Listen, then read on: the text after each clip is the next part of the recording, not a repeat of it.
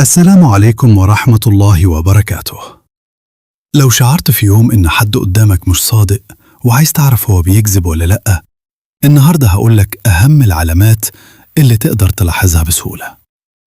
أول علامة: لغة الجسد. إحنا ساعات بنركز على الكلام، لكن الحقيقة إن جسم الإنسان بيتكلم قبل فمه. الكذاب غالباً بيحاول يخبي جسمه، يخفي يديه، أو يكون متوتر بشكل واضح، وده بيبان في حركة كتافه أو رجليه. تاني علامة: سرعة الإجابة. الشخص الحقيقي لما يتسأل بياخد لحظة يفكر، لكن الكذاب غالباً بيرد بقوة وسرعة حتى قبل ما يفكر كويس، وده بيخلي كلامه معقد أو مش واضح.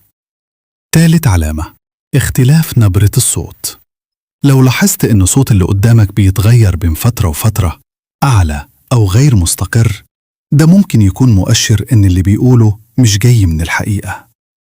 رابع علامة: التنفس والتوتر. الكذب بيخلق ضغط في الجسم، وده بيظهر في سرعة النفس، التعرق، وجفاف الفم، ودي كلها علامات جسمانية مفيدة بترصدها بسهولة.